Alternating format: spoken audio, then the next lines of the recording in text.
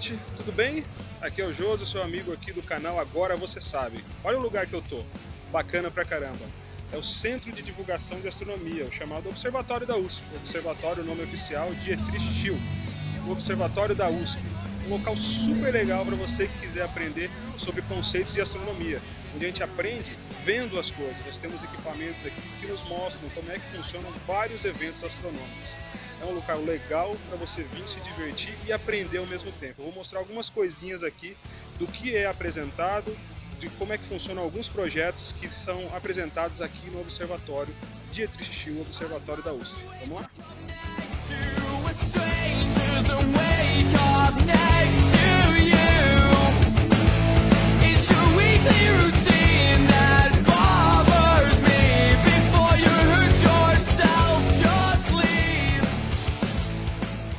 Bem, como eu falei, eu vou mostrar algumas coisas para vocês aqui do Observatório. Essa daqui é a Carol. Olá, pessoal. Nossa colega aqui, que a gente está toda sexta-feira desenvolvendo um projeto aqui no Observatório, e a Carol vai mostrar algumas coisas daquilo que a gente vai e apresenta para o pessoal que vem aqui conhecer o Observatório. Beleza?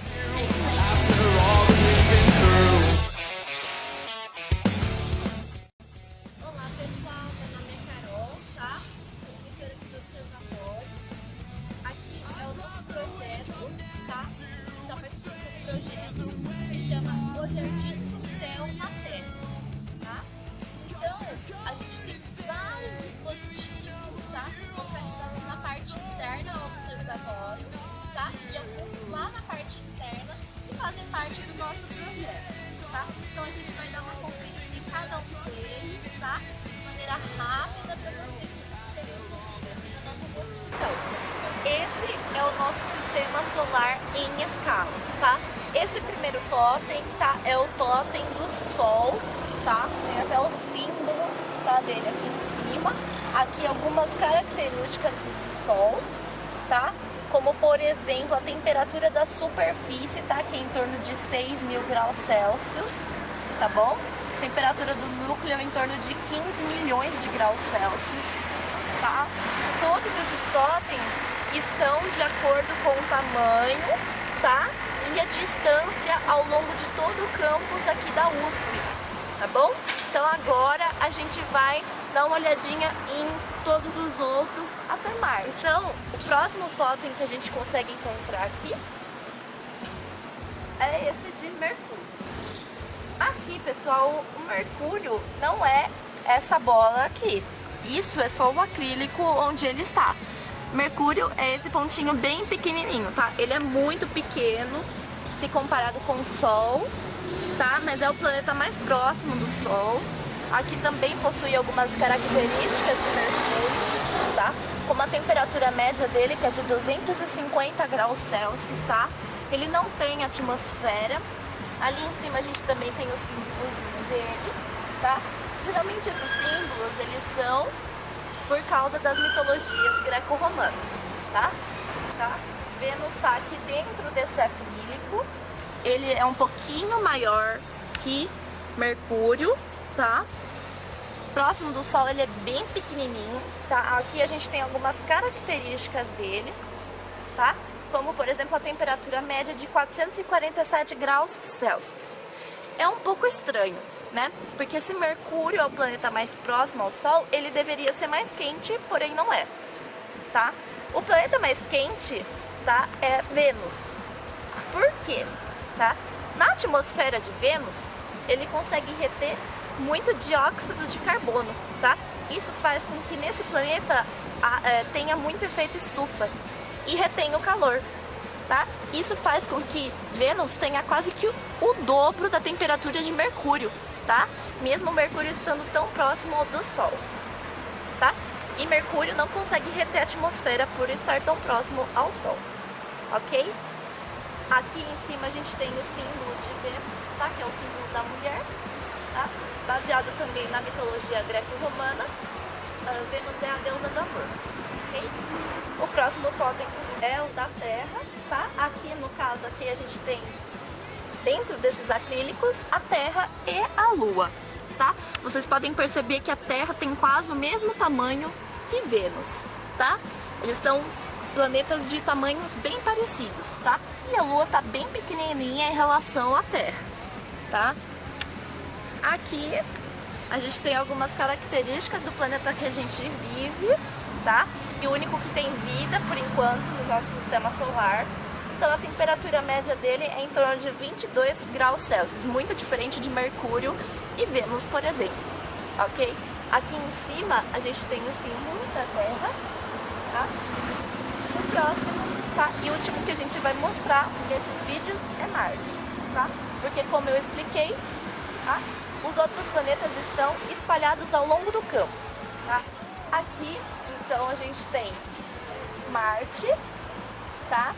Marte está dentro desse acrílico, tá? Também pequenininho, tá? Marte tem em torno da metade do tamanho da Terra, tá?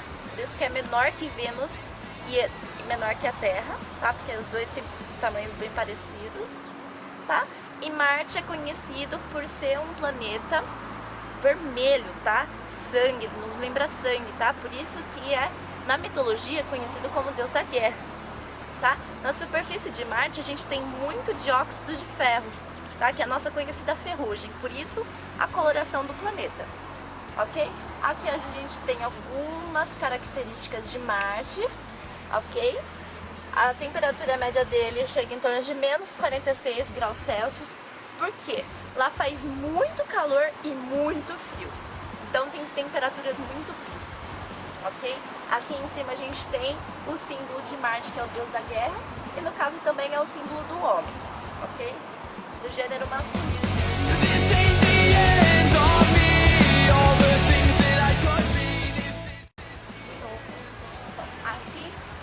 Esse dispositivo que eu vou apresentar para vocês chama Totem Lunar, tá? Se vocês forem reparar, a gente tem as 4 fases principais da Lua, tá? E aqui a gente tem um S representando o hemisfério sul, sendo que do outro lado a gente tem um N representando o hemisfério norte, ok? Então primeiro, daqui do hemisfério sul, tá? A gente consegue perceber as fases da Lua, tá? Essa é a lua nova, depois da lua nova é a crescente, tá? Em que ela forma um C, a face brilhante do céu, no céu. Aqui a lua cheia, tá? Toda brilhante. E aqui a minguante, tá? Minguante ela forma um T no céu, tá? Com sua parte iluminada. Porém, esse dispositivo tá aqui para explicar que isso só vale para o hemisfério sul, tá? Se a gente vier aqui pro hemisfério norte, tá? Isso vai se inverter, tá? Ainda continuam sendo as mesmas luas, tá? Mas se a gente viajar, por exemplo, para o Canadá ou para os Estados Unidos, a gente vai ver a lua minguante formando um C no céu, tá? A cheia a gente vê igual. A crescente a gente vê agora como se ela formasse um D no céu, tá? E a lua nova a gente não consegue ver ela no céu, tá? Somente nos eclipses solares.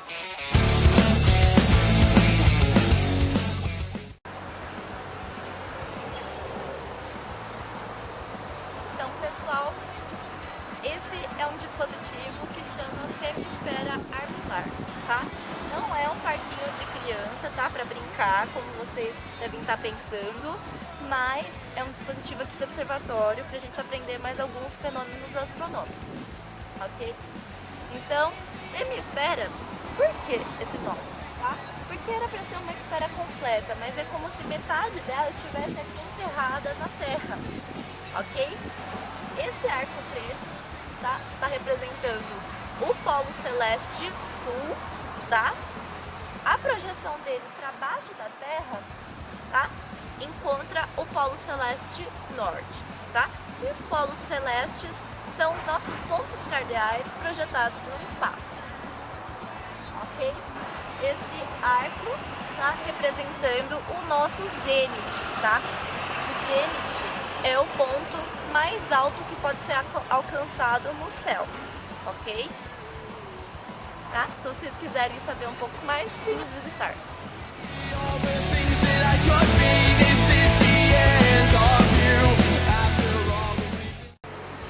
Então, aqui hoje a gente vai ver o fenômeno da paralaxe, né?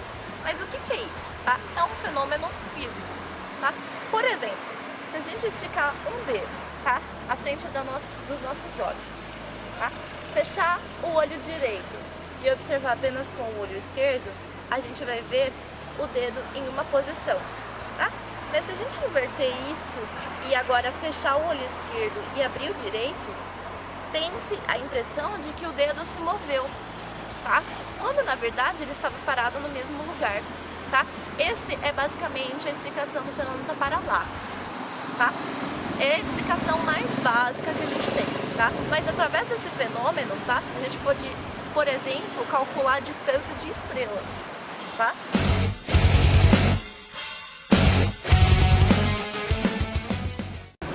A gente tem aqui que é a constelação de Órion, tá? No caso, a gente vai ter aqui no observatório a constelação de Órion em 3D, ok? Esse é o dispositivo que mostra a nossa constelação de Órion em 3D, ok? Então, olhando aqui no meio, a gente tem as Três Marias, tá? Que é a Alnitak, Mintak e a Alnivan, ok? Todas elas significam basicamente o cinturão de Órion, ok? As outras estrelas formam o desenho do Órion, o caçador na mitologia, tá? Só que aqui ele está numa configuração de ponta cabeça, tá? Então as pernas dele estão para cima, a cabeça para baixo, tá? E as Três Marias formam o cinturão de Órion, tá? E a gente também tem Rígel, tá? Na constelação, que é uma estrela vermelha. Você vai ver que as estrelas, elas não estão alinhadas como a gente costuma ver a partir da Terra, ok? Elas estão em outras condições e não formam o desenho do conhecido caçador.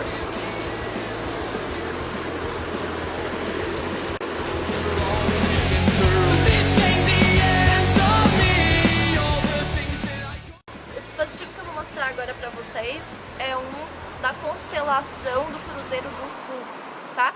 Típica aqui do hemisfério sul, ok? Então, nessa constelação, tá? A gente tem a visão no nosso céu noturno como se formasse uma cruz mesmo, tá? A gente tem um dispositivo aqui que mostra ela em 3D, tá?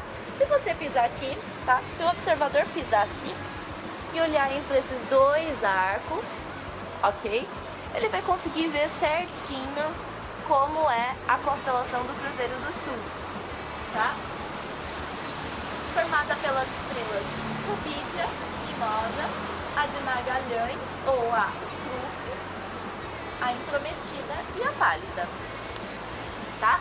A gente chama de estrela intrometida a que fica entre a de Magalhães e a Pálida, ok? Atrapalhando a forma de ser uma cruz, tá? Aqui nessa tabela, tá? Com datas e horários, tá? A gente consegue ver dias ao longo do primeiro semestre do ano, tá? Em que as estrelas no céu, ou seja, a constelação verdadeira do Cruzeiro do Sul, estarão alinhadas completamente com esse dispositivo, ok? É um fenômeno bem legal da gente observar aqui do observatório.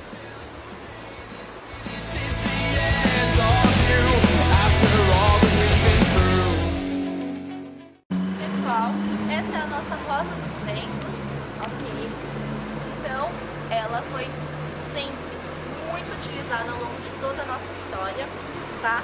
Por navegação e entre outras coisas muito necessárias no nosso dia a dia, como achar os pontos cardeais, tá?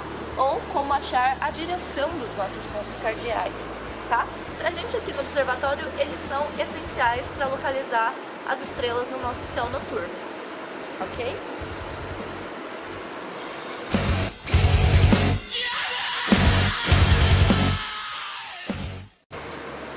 Pessoal, essa é basicamente uma linha do tempo da formação dos astros, tá? A partir da fase cósmica, tá? E depois a evolução da vida e da Terra, tá? Então, se vocês conseguirem vir daqui no observatório, a gente tem muita coisa para explicar para vocês, tá? É muita história, tá? Muitos anos, milhares de anos, até a gente chegar aonde estamos, tá? Com astronautas viajando cada vez mais e percorrendo o espaço.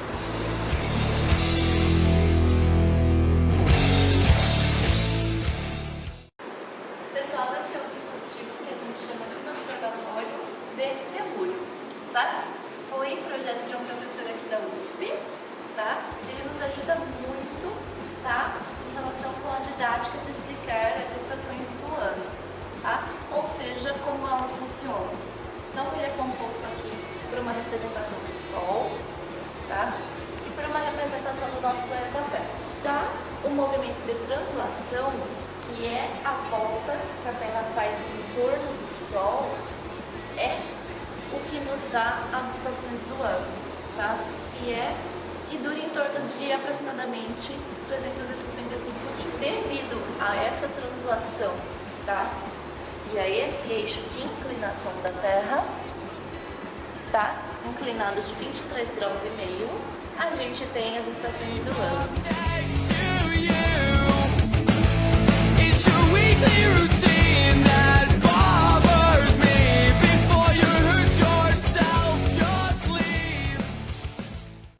Para conferir mais detalhes sobre essa explicação, venham visitar o observatório.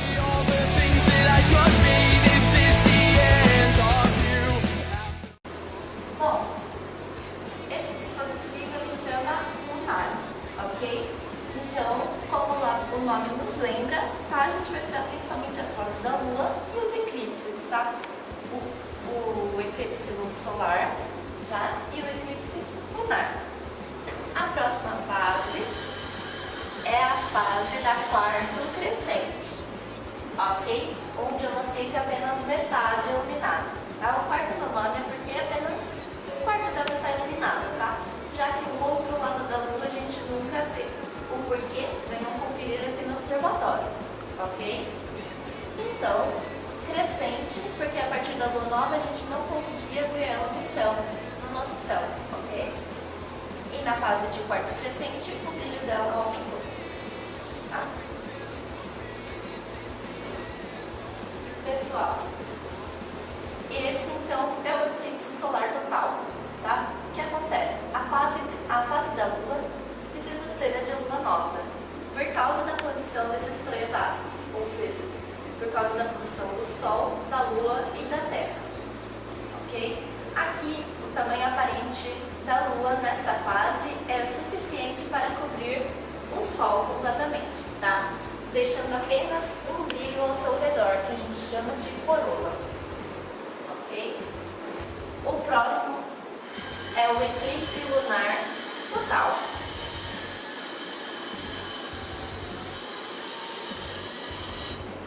Agora, o que acontece, tá? A Lua, que precisa ser na fase de Lua cheia, tá? Entra na sombra que a Terra projeta no espaço, ok? Quando ela faz isso, tá? A gente enxerga a Lua como se ela ficasse num tom avermelhado, tá? Que é o que as pessoas conhecem por Lua sangrenta. Bom, aqui estão alguns dos telescópios que a gente usa para observação noturna aqui no observatório, tá? De sexta, sábado e domingo, das 8 às 10 da noite, tá? Esse é um telescópio que a gente usa aqui no observatório, que é um refletor, tá? Composto por espelhos, ok? Ótimo para ver nebulosas e aglomerados, tá? Esse é um telescópio alemão, tá? Chamado de Zeiss, ok? Composto por lentes, ou seja, ele é um refrator, tá? Muito bom para observar os planetas e a Lua, assim como aquele que está aqui no cantinho, tá? É uma Skywatcher, tá? Também é um refrator.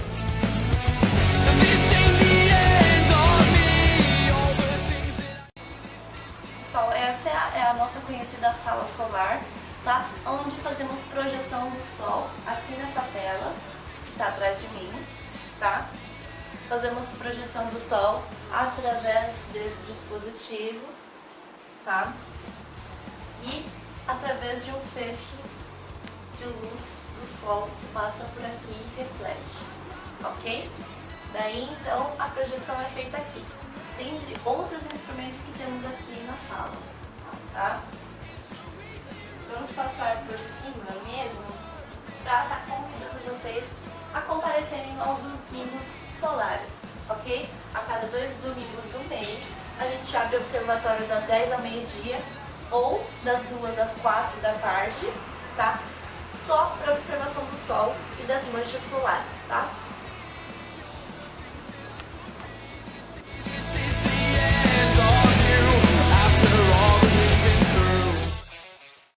Esse é um dispositivo que a gente chama de parede meridiana. O que acontece, tá? Quando tá em tempo de sol, tá? E os feixes de luz, os raios do sol conseguem passar por aquele buraquinho ali em cima, tá? Eles vão se sobrepor em algumas dessas marcas que a gente tem aqui nessa linha meridiana, ok? Então, através da posição do sol, tá? E através dessa posição desse feixe de luz, a gente consegue identificar em que dia, tá? E mês estamos. Ou conseguimos identificar quando estamos em equinócio ou em algum solstício, ok? É basicamente isso.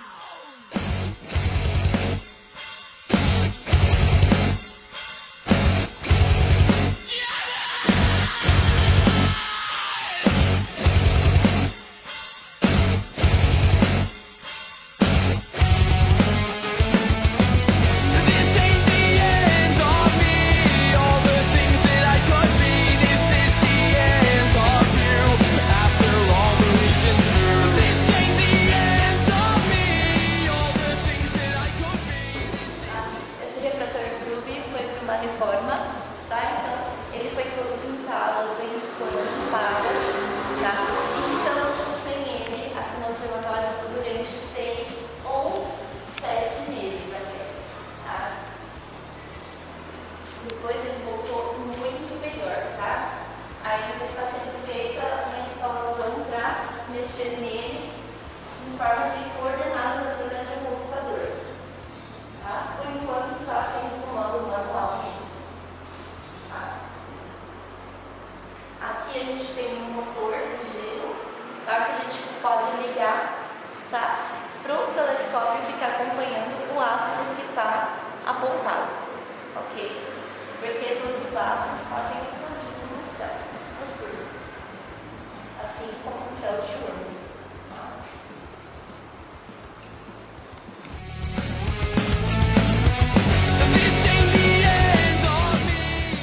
Aqui do Observatório de Eclipse aqui na USP São Carlos, Campus 1, ok? Aqui é onde acontecem as palestras dos monitores, tá? Ministradas pelos monitores, aos sábados à noite, tá? Quando acontecem as visitações noturnas, ministradas pelos monitores aqui do observatório, tá? E eu apresentar vocês, tá? O Jorge Onel, físico, que trabalha aqui no observatório há vários anos. Bom, espero que sempre aproveitem a oportunidade de visitar o observatório, o ambiente e as facilidades que foram criadas aqui dentro são exclusivamente para entretê-los na parte de astronomia. Então, procurem usufruir melhor do que nós temos aqui dentro. Obrigada, Jorge. É isso, pessoal. Venham, compareçam aqui ao nosso observatório.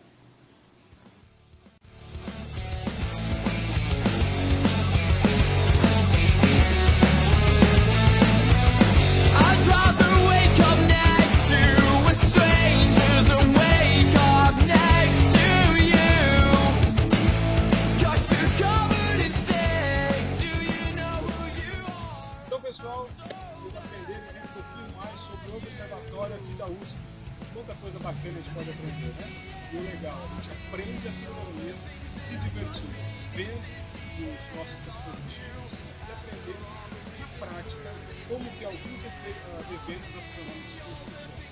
Então, ó, local aberto ao público, vem pra cá com seus amigos, traz sua família, vem aqui aprender se divertindo. Lembrando que o observatório ele funciona de sexta a domingo, das 8 às 10 da noite, para observação noturna. Nós temos os domingos solares, todo segundo e quarto domingo do mês são os domingos solares, das 15 às 4 da tarde, também aberto para visitação para a gente observar o Sol. E toda sexta-feira, das 2 às 5 da tarde, projeto Jardim do Céu da Terra, projeto que eu e a minha colega Carol, que teve apresentando esse produto dos dispositivos para vocês, nós é que coordenamos esse projeto. Então, vem para cá. Então, olha, se você não sabia nada sobre o observatório, agora você sabe. Valeu!